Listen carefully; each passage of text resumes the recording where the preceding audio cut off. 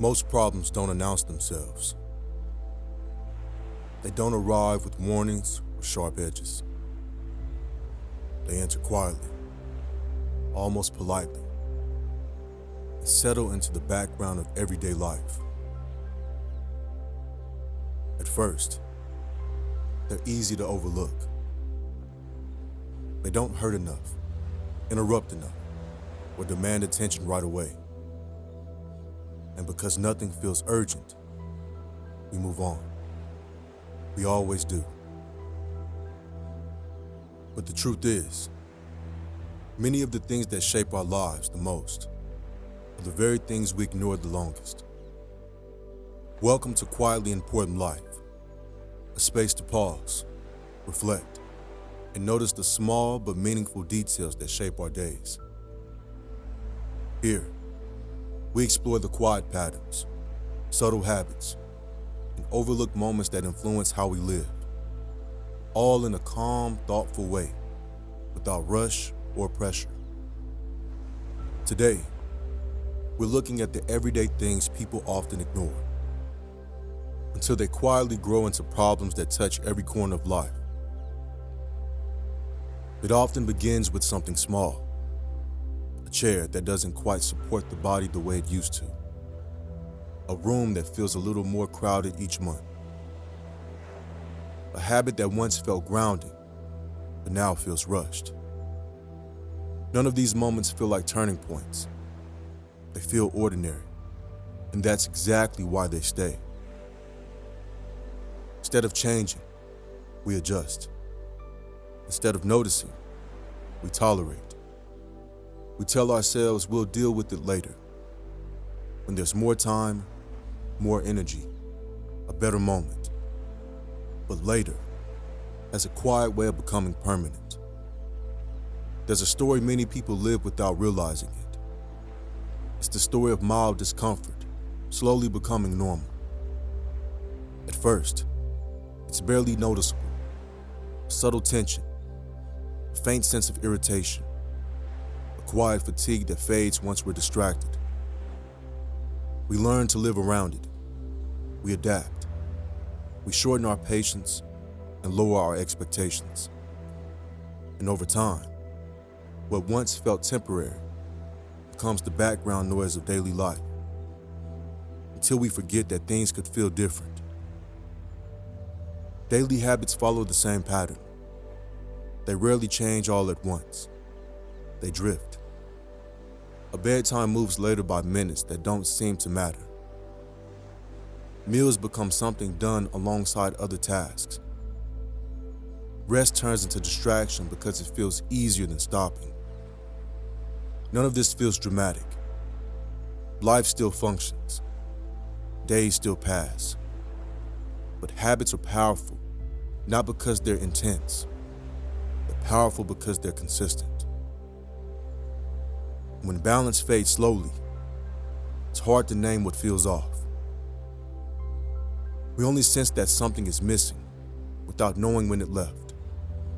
Our physical spaces tell a similar story. Drawers that stick, lights that feel too harsh, clutter that accumulates without intention. We move around these things every day, barely noticing the effort it takes. Our environment shapes how we think and feel more than we realize. But when spaces lose their sense of ease, we don't question it. We simply adapt. And because nothing breaks, we accept the friction as normal, even when small adjustments could quietly lighten the load. Then there are the emotional signals, the ones that don't arrive with strong names or clear explanations. A low-level restlessness, a subtle sense of disconnection, quiet frustration that lingers even on good days. Because these feelings aren't overwhelming, they're easy to dismiss. We stay busy, we distract ourselves, we move forward. But emotions don't need intensity to matter. When they're ignored, they don't disappear. They return again and again, asking gently to be noticed. Maintenance is another quiet story. We tend to care for things only when they stop working. Items that function well enough are treated as optional. Systems that haven't failed yet are left alone. Not because we don't care, but because something louder always seems more urgent. And when we delay too long, maintenance arrives in an inconvenient time, asking for more effort than it ever would have before. And perhaps the most overlooked thing of all is time spent with ourselves. Not productive time, not improvement time, just quiet space to notice how life feels. Moments without input, without noise, without expectation. These moments don't demand anything from us, so they're easy to skip. Nothing breaks when we avoid them, but slowly, we lose touch with our inner signals, what we need, what matters, what no longer fits. Silence isn't empty, it's informative. And when we ignore it for too long, life begins to feel louder than it needs to be.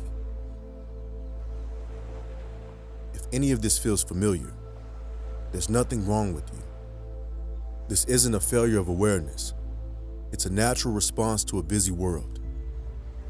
We ignore small things because attention is limited, because life is full, because not everything can be addressed at once. But awareness doesn't require urgency. It doesn't demand that everything change today. It simply invites us to notice a little earlier, with a little more kindness. Most of the important things in life don't ask loudly for care. They whisper. They wait patiently in the background, shaping our days through accumulation rather than drama. Everyday things, habits, spaces, conversations, quiet feelings. They matter not because they're big, but because they are constant. When we notice them gently, they rarely grow heavy. And when we don't, they often carry more weight than they ever needed to. This is the heart of quietly important life. Paying attention without pressure, noticing without fear, choosing awareness over urgency. If this reflection felt grounding, or if it helped you notice something small in your own life, you're warmly invited to stay. Subscribe to Quietly Important Life for calm, thoughtful reflections on everyday things that quietly shape how we live. Thank you for spending these moments here. Until next time, take care, especially of the small things. They matter more than they seem.